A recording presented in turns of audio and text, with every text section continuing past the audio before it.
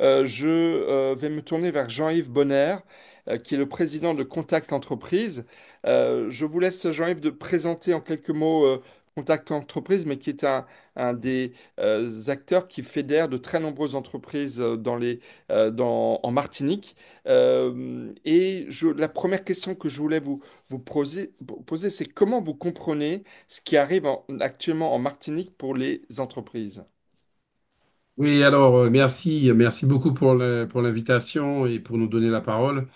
Effectivement, donc Contact Entreprise, c'est une association du monde patronal, un peu atypique parce que son pendant n'existe sur aucun des autres territoires, mais c'est une association qui regroupe un peu plus de 300 adhérents, entreprises adhérentes, multisectorielles, avec des entreprises adhérentes de toutes les tailles et de tous les secteurs. Donc, ça nous donne une vision relativement large de l'économie martiniquaise. Et puis, c'est une association qui fonctionne beaucoup en privilégiant le dialogue interne à l'association. Donc, beaucoup d'échanges, beaucoup de réunions. Et puis surtout, c'est une association dont l'objet principal est d'établir le dialogue avec d'autres sphères de l'écosystème martiniquais. C'est parfois un peu compliqué, on en reparlera. Alors, la compréhension de tout ce qui arrive est effectivement au cœur des sujets qui nous préoccupent, mais de bien avant la crise que nous vivons actuellement, parce que nous sommes des observateurs attentifs, notamment de l'image de l'entreprise et de la perception qu'un certain nombre de sphères de la société martiniquaise ont de l'entreprise. Et notre constat, c'est que il y a très clairement une dégradation, je dirais, de l'image de l'entreprise aux yeux du grand public. Alors, c'est dû sans doute à un certain nombre de phénomènes, mais ce qui nous inquiète beaucoup, c'est que les leaders d'opinion, et en particulier une grande part de la classe politique, contribuent assez ouvertement et de manière plutôt active à faire de l'entreprise un bouc émissaire. Et ça, c'est inquiétant parce que une partie de la classe politique se crée une espèce de fonds de commerce sur le dos d'acteurs économiques qui devraient être en réalité leurs partenaires pour pouvoir développer ce territoire. Et je pense que ces acteurs, bien entendu, politiques se trompent lourdement. En tout cas, de mon point de vue, ils ont une grande responsabilité dans la dégradation. Ensuite, la population générale sont les clients des entreprises. C'est vrai que nous sommes dans une ère où l'information, je dirais même officielle, est décriée. Aujourd'hui, les réseaux sociaux ont sans doute pris le pas sur une information, et notamment une information économique sérieuse, malheureusement. Et puis donc le fonctionnement des algorithmes est connu. En réalité, les gens tournent en rond parce que les réseaux sociaux leur servent qui finit par les intéresser. Et donc, avoir un peu cette vision critique et apporter une information cohérente est devenu extrêmement compliqué. Voilà. Vous avez parlé, Jean-Yves Bonner, de bouc émissaire. Est-ce que justement les solutions pour sortir de cette crise, qui est une crise somme toute très profonde, qui est une crise aussi liée à effectivement la place des entrepreneurs dans la vie de la Martinique, euh, est-ce que plutôt que justement stigmatiser des boucs émissaires, est-ce que l'essentiel des efforts ne devrait pas consister déjà à appliquer l'accord du 16 octobre signé entre tous les acteurs de la Martinique et d'essayer, comme le disait aussi Micheline Jacques tout à l'heure, de mettre un peu plus d'ordre dans toutes les discussions qu'il y a sur la vie chère, plutôt qu'encore une fois stigmatiser tel ou tel entrepreneur. Non, alors c'est vrai que nous croyons beaucoup en fait à la capacité des corps constitués, à des gens qui sont représentatifs, de dialoguer. Alors, cet accord du 16 octobre a été un peu forcé. On a vu les conditions dans lesquelles les partis se sont réunis, qui était présent, et on a compris que c'était un peu difficile. Mais l'accord, il existe. Il faut aller jusqu'au bout maintenant, et il faut que l'État en particulier, puisque nous avons maintenant un budget, que l'État remplisse sa part du contrat.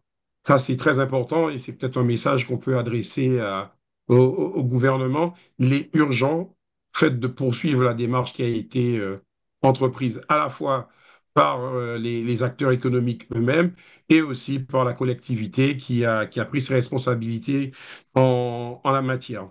Ce qui nous semble aujourd'hui important, c'est donc de réhabiliter l'entreprise dans ce qu'elle est et dans le rôle qu'elle joue dans l'avenir du territoire Martinique. On a beaucoup parlé du désastre démographique. Aujourd'hui, peu de gens s'en émeuvent, mais vraiment, quand on réfléchit aux conséquences, puisqu'on est à la fois sur une décroissance démographique et un vieillissement accéléré, on voit que les enjeux démographiques aujourd'hui devraient être au centre de nos préoccupations parce qu'ils auront des impacts très importants sur la capacité du territoire à assurer une forme de solidarité. Ah, et puis, ça va aussi impacter les acteurs économiques parce que plus les marchés se rétrécissent, plus ça va être compliqué, je dirais, par exemple, d'avoir des prix corrects. Donc, on voit que c'est un combat global.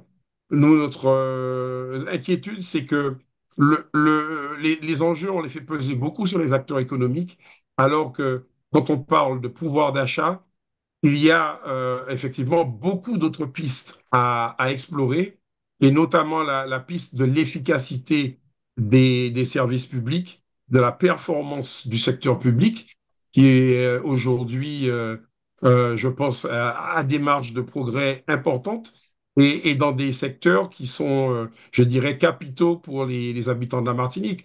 Bien sûr. Le transport, la mobilité, même le logement, il y a encore des pistes d'amélioration qui sont Bien sûr. très importantes. Bien sûr. Et c'est donc, alors, il y a aussi quelque chose qui nous inquiète, c'est la déliquescence du secteur associatif qui dépendait alors sans doute trop de subventions publiques, mais qui en réalité fonctionne depuis très longtemps grâce à des contributions d'acteurs économiques qui, de mon point de vue, ont été beaucoup trop discrets et ont eu trop de pudeur pour afficher leur rôle, je dirais, dans le fonctionnement de la société martiniquaise.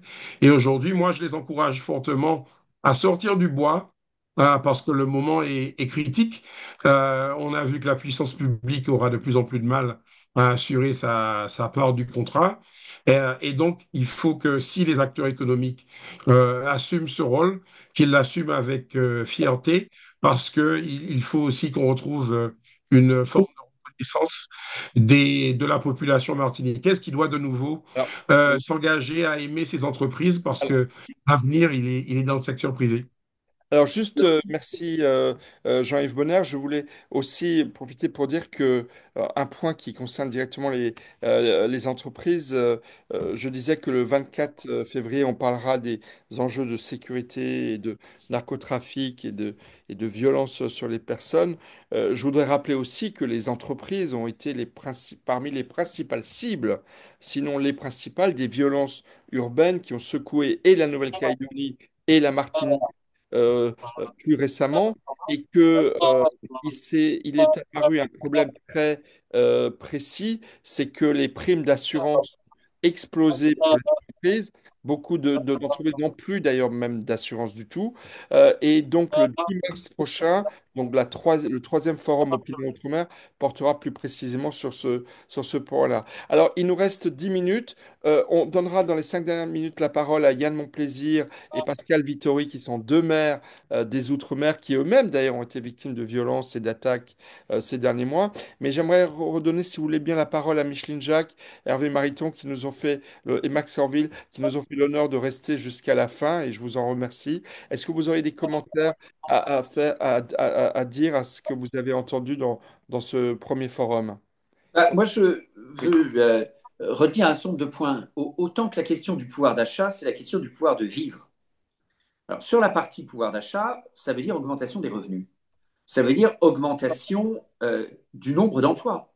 On n'a pas beaucoup parlé du taux de chômage. On a parlé à juste titre des taux de criminalité, ce qui a été rappelé tout à l'heure sur un taux de criminalité 8 fois supérieur en Guadeloupe de ce qu'il est en métropole. C'est un handicap et c'est un handicap pour les entreprises. Parce qu'en vérité, criminalité, ça veut dire aussi des frais de gardiennage plus importants, ça veut dire une dissuasion des touristes à certains égards, tous ces éléments. Mais l'emploi est essentiel. Et ensuite, sur le pouvoir de vivre, ce que disait très bien Jean-Yves Bonner, le transport, les coûts de transport outre-mer, le temps passé dans les transports, qui est autant de temps qui n'est pas librement décidé par nos concitoyens. Et je pense que ces problèmes sont tout à fait fondamentaux. Et ces problèmes doivent être traités. Il y a clairement une carence publique à assurer un système de transport suffisamment efficace. Tout comme notre ami policier le disait très clairement, quand il a dit un État trop mou, il y a une carence de l'État à assurer l'État de droit, et on se retrouve avec l'insurrection en Nouvelle-Calédonie, avec les mouvements violents qu'a subi la Martinique, tout ça est extrêmement pénalisant. Et je pense que ça joue énormément sur la qualité de vie et sur le pouvoir de vie de nos concitoyens. Et ce point me paraît bien plus utile que un contrôle des loyers. Enfin, moi, je me permets de dire les choses. Le contrôle des loyers, on en a l'expérience en métropole. Ça veut dire en vérité une raréfaction de l'offre. Aujourd'hui, on manque de logements outre-mer, sous le contrôle de Jean-Yves Bonner. On manque de logements en Martinique. Est-ce que vous imaginez que c'est le contrôle des loyers qui va permettre d'améliorer l'offre de logement? Bien sûr. Mais tout au contraire. Merci pour cette réaction. Micheline Jacques, vous vouliez intervenir? Je voudrais simplement remercier tous les intervenants. Nous sommes en phase. Je partage tout ce qui a été dit ce soir, et particulièrement le rôle du tissu associatif, le rôle de l'entrepreneuriat, c'est de par les entreprises que viendront aussi l'activité, le rebond économique, parce qu'il n'est pas concevable que nos jeunes partent, ne reviennent pas dans certains territoires, alors que nous avons de véritables cerveaux à l'extérieur.